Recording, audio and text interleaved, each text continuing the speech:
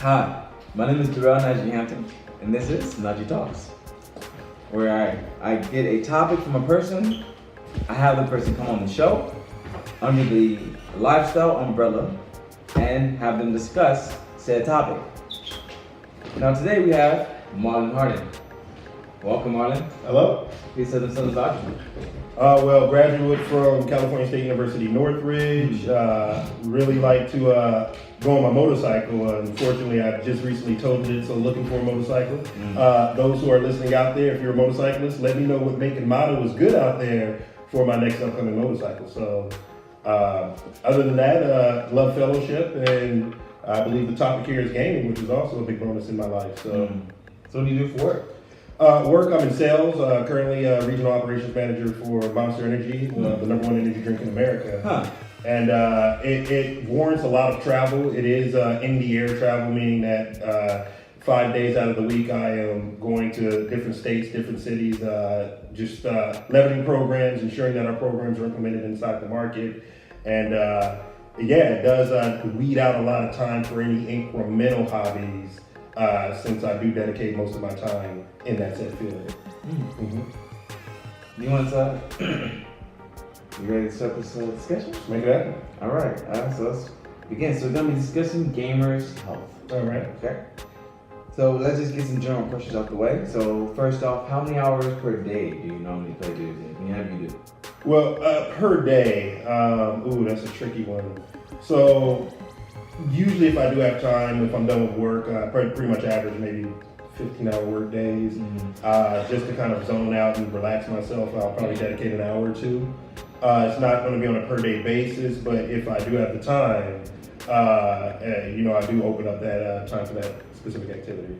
And so when you have that time, so say if it's like, kind of like a game that you're, really like excited about playing. Okay. How long would you normally play that? So, and it's good you bring that up. Just when it's a game I really like and I have to beat it, Zelda, since I grew up on Zelda, when Breath of the Wild came out, I was still working. But since it came out on the Nintendo Switch, it's portable. Even when I was outside of my local area, I would dedicate maybe 1 or 2 hours playing that per day. And sometimes I dedicate more. Sometimes I'll just set up goals within the game, like I have to do X amount of shrines or X amount of this activity, then I can put the game down. And I wouldn't stop until I do those activities. So sometimes those 1 or 2 hour periods extended to 3, maybe 4 hours, just to try to find out or complete what I need to accomplish. Because I want to beat the game. I don't want to play this game forever. And the only time to do that is kind of set boundaries on top of your work obligations. So.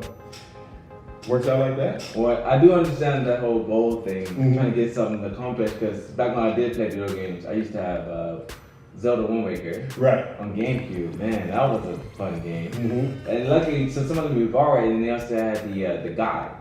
So that's what helped me, because the guide gave me everything I needed to know to do stuff. And so it made me a lot easier to get through it, but I used to commit hours a day, I was like, let me get this done, let me beat this guy, let me do this, you know what I'm saying? So I do get that. Well, and a guide is good. I know back in the day, the guide, you would have to either buy it or, there was no online guide when we first started playing video games, but I try not to utilize it. Because one of the main reasons why I do play video games is to kind of work my brain in a different arena. Video games do allow puzzles that you need to figure out, whether that's easy puzzles, whether it's you can change the difficulty level however you want. So the puzzle can be as easy as you set the difficulty level easy, or it can be as hard as setting the difficulty level on extreme or God mode. So I usually either set it to normal or hard, just to kind of work my brain out, relax, kind of implement my mindset to something different than the daily business activities. Yeah. But see, for me, more like I said, mine was given to me. I could book. And I wasn't as big on those type of games. So it was I needed it because if I didn't have it, I probably I wouldn't got far. They call those the cheat sheets. I had the cheat book. The cheat book. It was boom. I don't you care. That works. And it was like, cause the thing is, it was like a trade guy, somebody else had a game of mine, so it was a time thing. So it wasn't like I could just have it forever. Right. So I was like, I kind of like, so I don't really know when you're gonna be ready to trade back. Like, I'm gonna get as far as I could into it. That does make before it happened. You know, yeah. But like kind of like now, I'm more like, I like puzzle games more than anything else. I like I'm like a very simple gamer, like with games, like I like solitary, like those simple things. And there's this one game I play where it's like there's one game that's like a detective game, where you solve cases and stuff, and then you like find hidden stuff, like on the screen. They have like a list, you find hidden things, and like you have like a storyline to fit, like just to solve a case. But then you also have like little like puzzles you can do, like like this, like say if it's like you found some blood on this thing, whatever. Let's get the samples. So you gotta like find the samples on the thing, whatever. Or like it's some torn up paper that's gonna be a good clue for in the future. So you gotta put that shit together, like a puzzle. You know what I'm saying? And is it more so point and click as well? So you have to, when you're looking for those evidence, you point and click at it. Yeah. Basically. And then there's another one that's died with my brother. It's like that almost, but it's like it's like kind of like I think it's called Murder in the Alps, and it's like detective almost too, but it's kind of like very like mysterious, kind of like the murder on the Oriental Express type of situation, where it's like things just happen. It's not like a case with detectives. It's like the main character is like a journalist, and then it's like a storyline comes up, and she's doing something normal, and then next thing you know, someone dies. Right. And then she's like, let me see what's going on. You know what I'm saying? Then you got looking people with stuff. And you got that same point and click thing too. Right. Certain things you got like, let's go to this person's like cabin, see what we can find. Right. We find clues, and then we talk about stuff. And it's like stories, and you get like a lot of good stuff out of that. And then there's also a lot of puzzles that you have to solve. Like, let's try to make this lock. You can just pick a lock normally. Yeah, like pick it like a pattern, like it's gonna move like boom, click, click, click, go faster, click, like that. You know, so it's like really like really picks the brain, like with the different stuff that they have you do outside. Like I like really enjoy those more. And it's those are point and clicks. They can also be in the form of interactive novels as well, which is one of my personal favorites. There's a story behind it, there's a mystery behind it. You have to solve it. You either play as a character or you are involved in the game as your said character, as yourself. Yeah. And with that, like you said, there's puzzles involved. Point and click to the relevant evidence. Right. One thing I like about it is you don't even have to point to the right evidence, and there's still dialogue. There's still something in that game that to let you know it's not the evidence, but here's the history behind it, or this is what this is. Yeah. So, I mean, they're getting real detailed in gaming nowadays. Where it's just it really immerses you. Yeah. And again, with me, it's definitely downtime for what I have to do, and I mean, there's just a lot to it. There's different genres, and I mean, we can definitely discuss more on that as well. Yeah. So the genre. That was my next question. So, what are your 3 favorite genres? So I gave you one of them, interactive novels. I really love them. It's back in the day when I was growing up, my mom was like, "Why don't you read a book?" And it's just like, well, with an interactive novel, it's the same thing. With a book, you have text, and everything else is to your imagination. Right. I grew up in an imaginative mind anyway, so with an interactive novel, there's text. Yeah. And I mean, it's very adult text as well, so you do have the grammar there. Yeah. I mean, there can be profanity in there, depending on what game you get. Right. But you also have this story where it's a picture story, it has little animation to it, and not only that, you can immerse yourself on, when it comes to a book, if there is a puzzle, if there is something that needs to be figured out, the book is figuring it out for you. Okay. When it comes to these interactive novels, you then have to figure it out. It's like, okay, how do you progress the story by matching up the relevant information or relevant evidence to continue that progress? So that's one of them. Adventure games, of course. I grew up. Zelda is what put me on the gaming, so I have a deep place in my heart for that.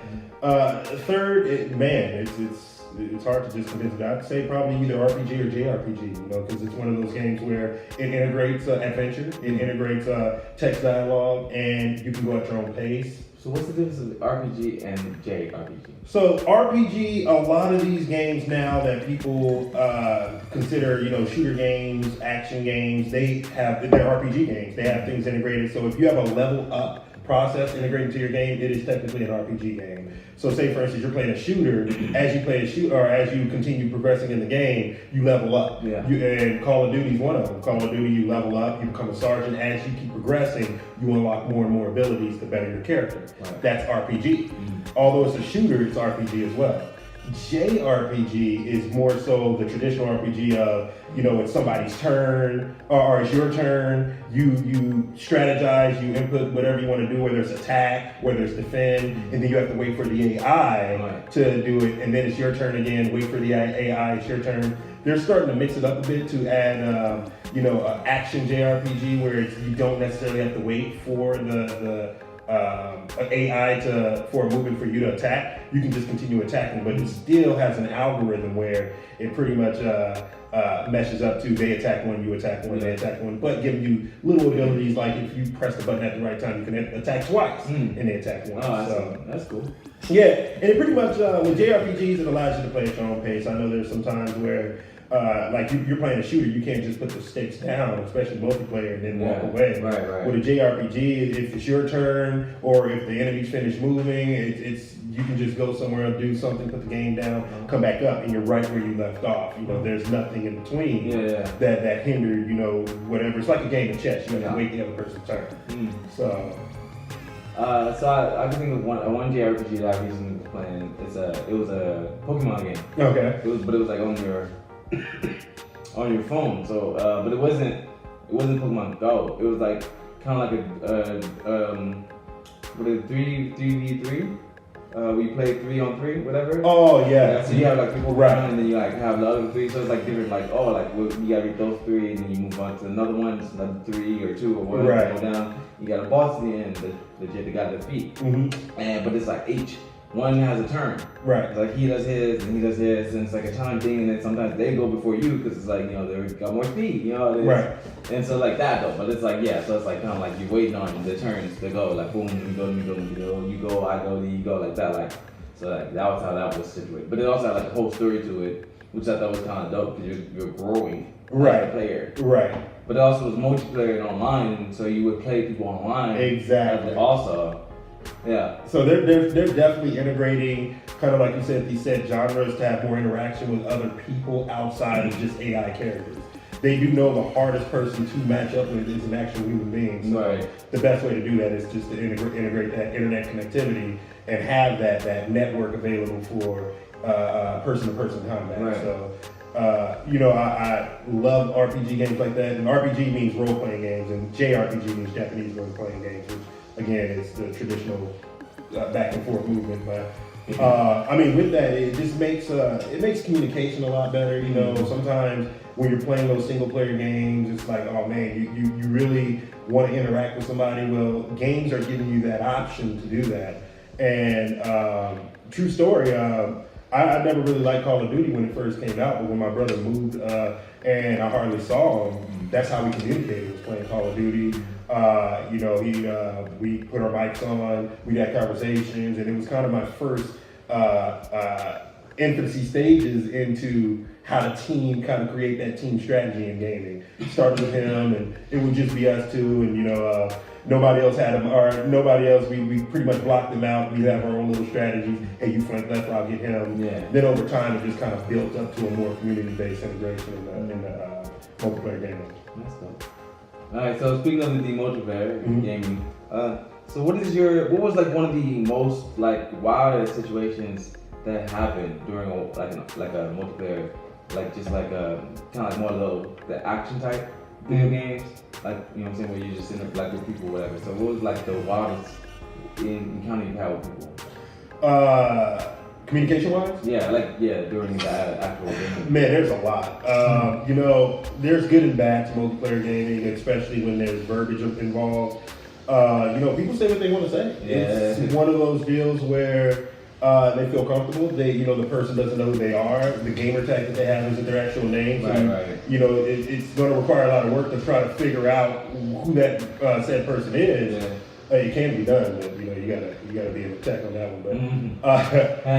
But the worst was I went inside of what game was I playing? I think it was Battlefield, inside of Community, and a lot of racism involved. It's as we started talking, they saw my character. The character within there, he was a black person, and they were like, "Oh man, he's playing as the nigger," and it's like, "Oh my god, wow."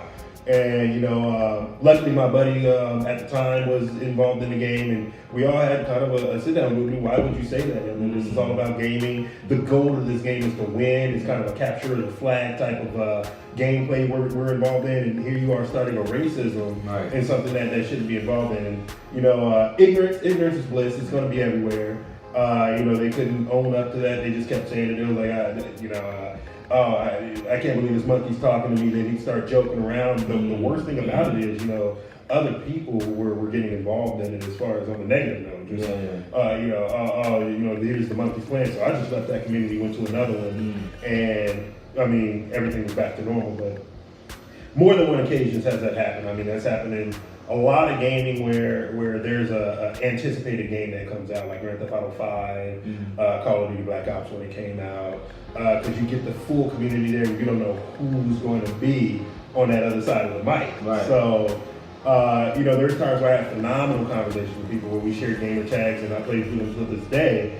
And you get the negative ones like that where sometimes I put the sticks down, like you just don't even feel like playing anymore. Right. It really got to you. It sucks that you look at the news, you look at people say racism doesn't exist, and here I am, right here behind the mic, listening to it right here, right now, for somebody who feels comfortable enough to say it out loud. Right. So it's, I'd say that's by far one of the worst. I think the other one, I wasn't here to experience the full effect of it, but one of the gamers that I was playing with, he got into it with another gamer, and he swatted him, which means essentially he called the cops. He found out where this guy lived. He called the cops.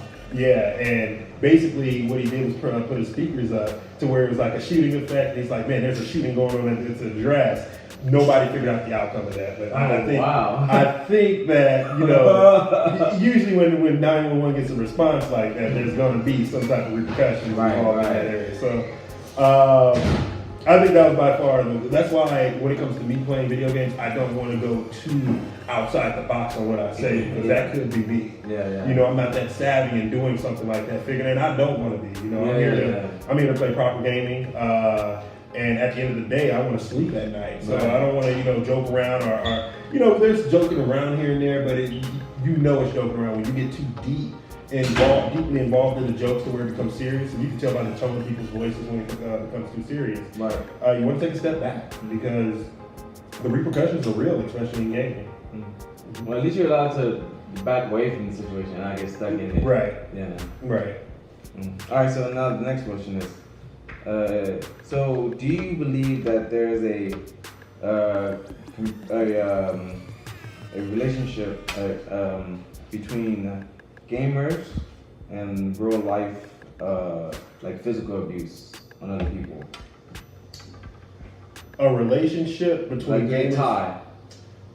You know what? It's a complex question because that is totally reliant upon the person playing the game. Mm-hmm. I mean, you have weak-minded people there who. You play games like Grand Theft Auto, you're shooting freely, no repercussions in the game. Right. They get mad at somebody, they want to replicate that. Yeah. And it's just like anything else in this world. You watch a movie, and that movie has a set action, and you may want to replicate that to lead to bad results. I don't think it's solely reliant. I don't think gaming has any type of effect on any type of relationship involved in abuse.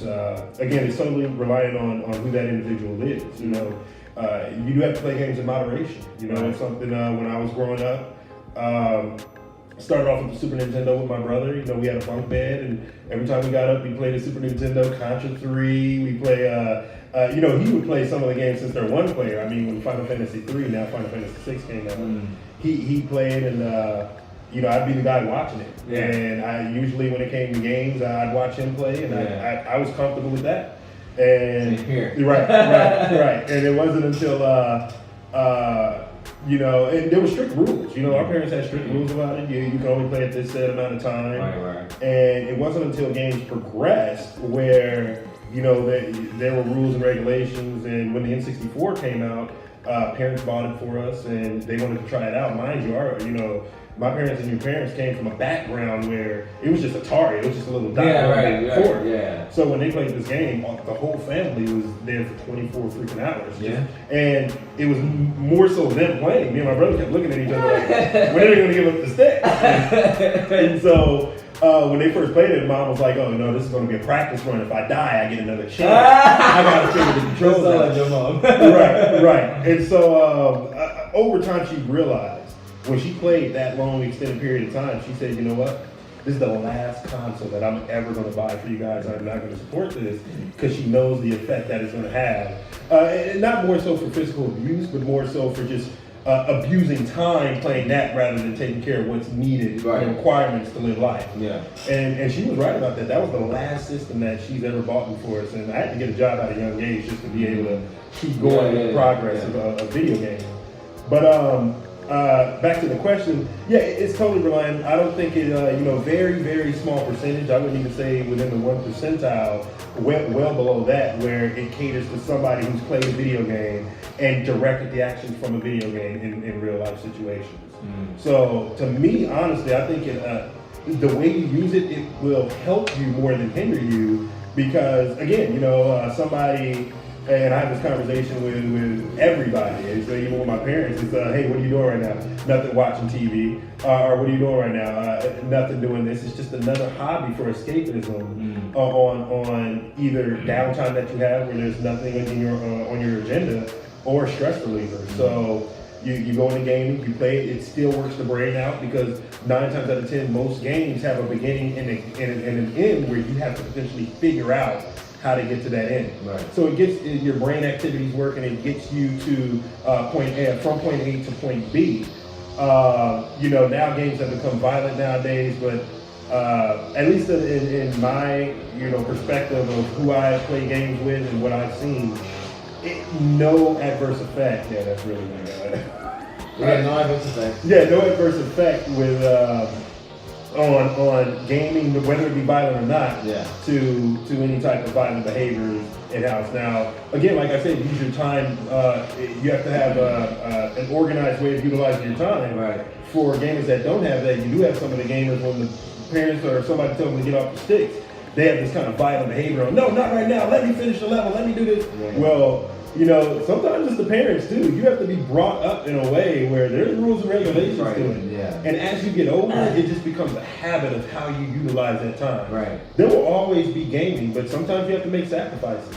I don't watch TV a lot. The only show that I watch now is Game of Thrones. That's every Sunday, 9 o'clock Pacific Standard Time. That's all I watch. Other than that, there's blank opportunity. So when I'm finally done with work, there's nothing I want to see on television that excites me. Right. So the next thing is gaming, and then there's a plethora amount of games that I have that to my disposal. So it's it's there. It's definitely there to accommodate the time where it's a hobby. Accommodate the time that you have where there's nothing else to do. And again, it can be a stress reliever. It can work your mind out. It can waste time. It's funny how a lot of people in transportation, people on the train. I have conversations with them. I don't play games that much. I don't have a PlayStation 4. I don't have an Xbox. Yet, next thing you know, they get on their phone, and the first thing they do is start playing a game to pass by time. Right. So it's like there's a lot more benefits to gaming, and that's why you see a lot of companies integrating gaming to everything. It's like Avengers came out, but before the Avengers came out, they had the Avengers game that came out for mobile gaming. Yeah. They have it for premium consoles. They have it for PC. Yeah. It's just anything you can think of. Books have been transitioned into games.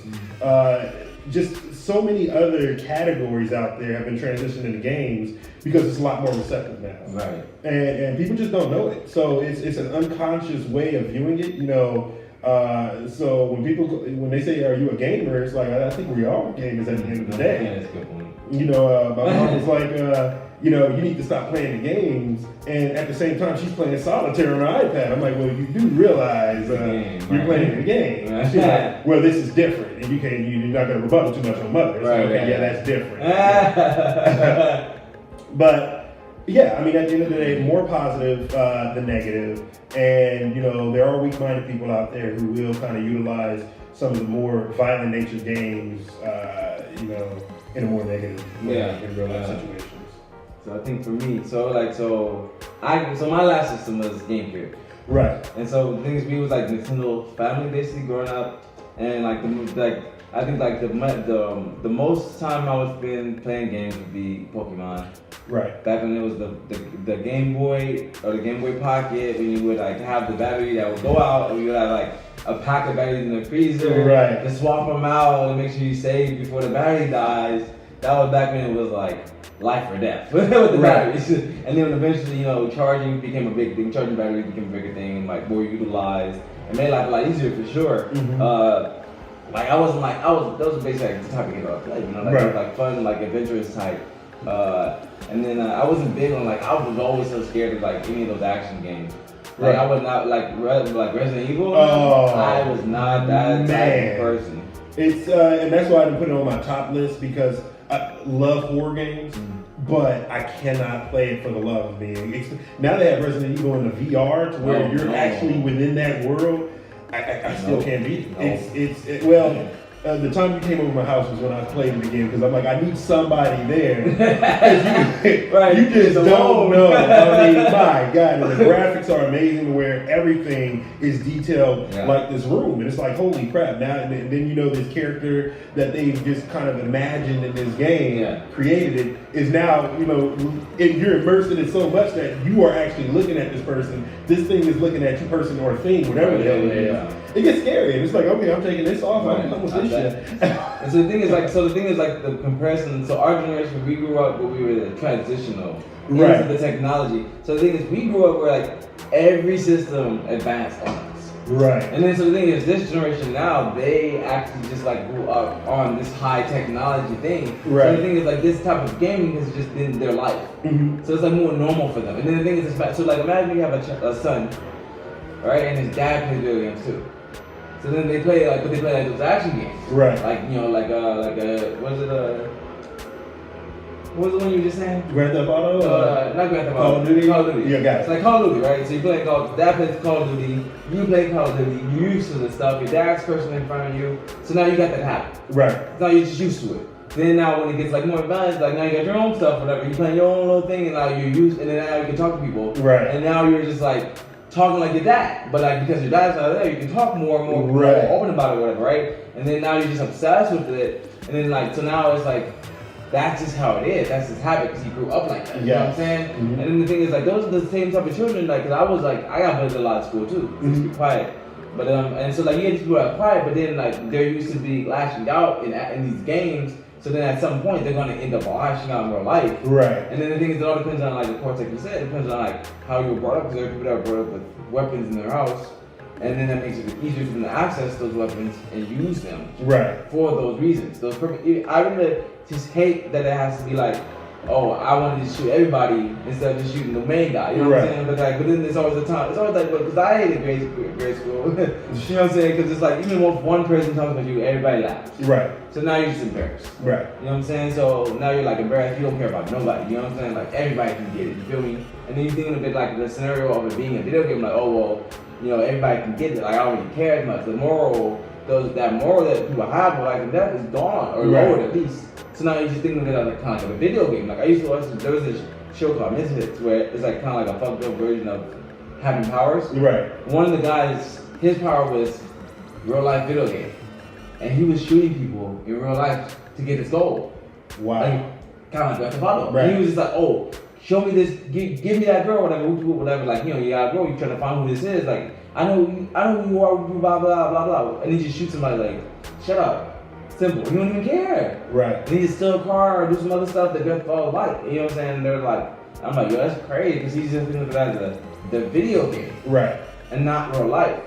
And that was some shit. And then, I was saying that comparison, it makes that big of a difference. And then I ended up playing Call of Duty with my oldest brother, and I was like, yo, this is really realistic.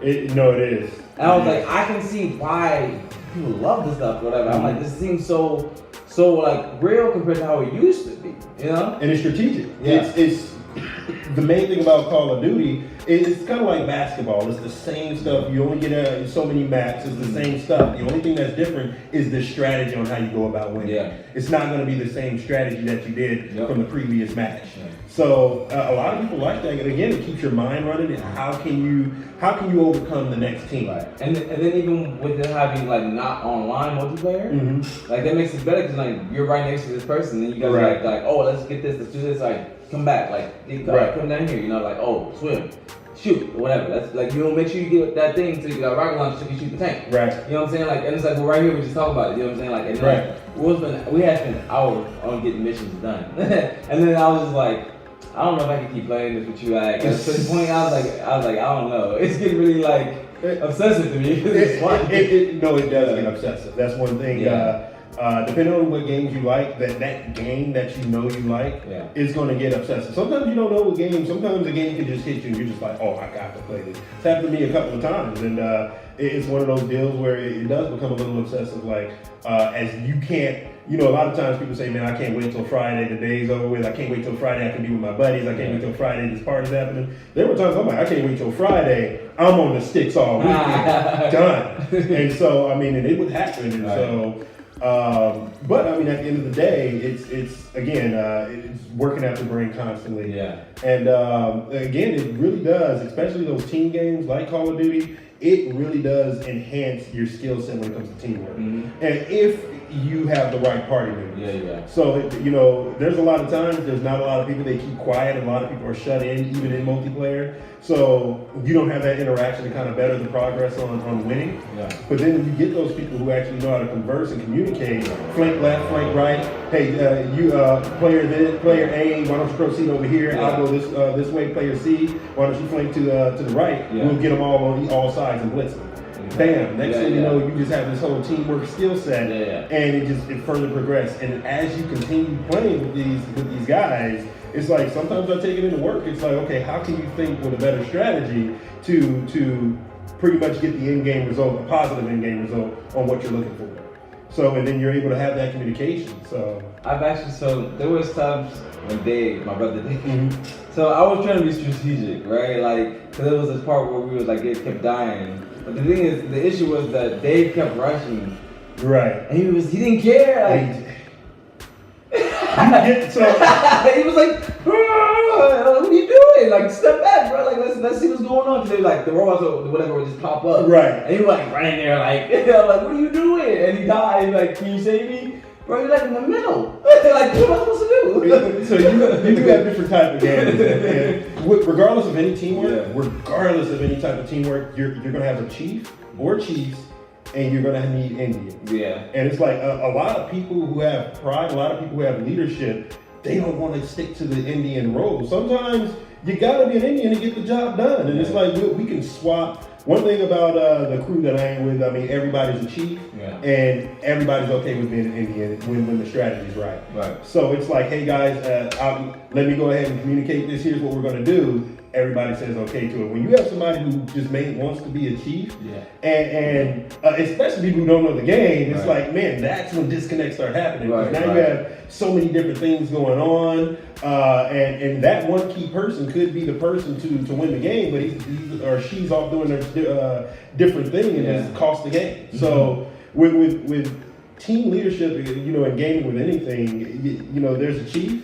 You got to acknowledge that that's going to be the chief this time around, and you just follow the way. It's okay to rebuttal or have suggestions on another approach. Yeah. But in order to kind of progress and have an organized strategy on getting to that end game, getting to that end goal, you got to be an Indian on some occasions. So when you were the chief in that match, your brother was the chief as well. He just wanted to do what he needed to do. He didn't care. And that happens. It does happen. See, for me, I realized that I'm a better far off sniper type. Because it was like a Star Wars game. Okay. I think it was like Battlefront. Yeah. Where you could like play multiplayer, you could play against a team. Right. Yeah, that was mine. I like that game because I would be a sniper and I would just be far and just hit people from far. That's me. And then like, you know, Dave jumps in front. Shoot. Right. Responds. Wait for the response. Shoot. And that game, you know what? That was a good one though. It is. I mean, that game, I think it has 30 plus players now, and so They do put you in squads of 4. Yeah. So the best way to even tackle that game, since there's so much going on, is communication. You're definitely going to need that communication in gaming. And again, it builds relationships, it builds understanding. It's like, there's been times where I'm like, man, this guy's idea, this shit is going to, it's a shitty idea. Mm-hmm. We're going to lose this match. We end up winning, and it's like, how the hell is this happening? So, you got to put pride aside. I mean, at the end of the day, a video game is what it is. It's a video game. No pride should be involved when you're just taking that step back and following orders from it. Right. So, but I mean, there's more times than any you will find that person. I've encountered quite a few people who just wanted to maintain that cheap stuff to the point where if we didn't follow me, it's like, well, screw it, I'm just going to go ahead and kill myself anyway. And it's just like, whoa, dude, like, was it that bad to just listen? It's a 5-minute match. It's not that serious. And it's the way you properly utilize it, because games can have a negative effect. Yeah. It can distance a lot of people. People who are extroverts can become introverts simply by gaming. Yeah. Who don't know or who don't want to verbally communicate in multiplayer mode. I start to see that a lot. People just with technology altogether. Everything's from text message. They even integrated text options in gaming to make it better effectively for somebody to at least say something to let somebody know, hey, I'm a human. Right. But when it comes to verbal communication with that same person, you start to realize the level of their verbal communication is a little off in comparison to how they pretty much communicate online. So it's a strange. That's a strange little realization when it comes to technology in general. Right. Sometimes I do wish that they just took off the whole text thing and gaming was just verbal communication. It's like forced thing. Mm-hmm. That's it. Yeah, kind of forced. I've had that before, but it was like with somebody and she made me talk on the phone. Right. But we get into it, became normal. You know what I'm saying? Like, so now it's a forced thing. Like, you can't not communicate with us if you have to talk. But everything is happening like that. I mean, I'm in sales and they're actually creating machines and they're removing employees for these machines to, they'll give you an automated communication where you can't rebuttal, you can't have that interaction.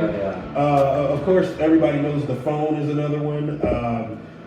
Just anything you can think of, and situations like this where I'm able to talk to you and stuff. Some people want to have interviews over the phone or something, or text out here's your questions. Can you answer these questions? And I'll just have a blog about it, and they'll have their own personal discussions on answers you texted. So to me, I think this is good because not only are we relying we brothers essentially, man. It's like we always have fellowship. But at the same time, every time we connect, it builds our chemistry, it builds our skill sets and verbal communication, and that's something I like more than anything, especially in gaming, because it's a hobby that I like. It's a hobby, and since I sacrificed television watching, it's something that now I have that next person to connect with who potentially games. Now, again, there are times you got to take the games off. Say, for instance, if I beat a game, like let's say, for instance, Zelda Breath of the Wild that came out. Once I beat it, I do take a 2-month hiatus from gaming, period, because that's a lot of game time. Right? That is an open world adventure game. Cost me 50 hours of my life, and it's just like, let's spend 2 months off of gaming. And you find other things, but I had a motorcycle. I just either visit friends or go to the movies or go out shopping, and then kind of gradually, what's the next thing that I can play, and essentially that's it. Man, I really appreciate you for coming in, Marlon. Oh, no worries. Oh, this is a great conversation. No, it's a lot of people need to know. You get a little. There's a lot of flack out there saying that gaming's bad for you and stuff. It's all in moderation. Now, if you didn't, if you're not going to take the time to build your own character, your own skill sets, and whether it's college, whether it's a trade, whether it's just learning about different things, and you solely base it on gaming. Essentially, if you're not going to, dedicate your life in that community, in that world, for financial gain, then you're going nowhere. And at the end of the day, if you're even utilizing gaming wrong, it's going to hinder you as a person in general. So, no, definitely glad to be here. If there's any other, game related or any other topics you want to discuss, feel free to invite me again. Of course, I will. I appreciate you again. No worries. Thank you. Take care.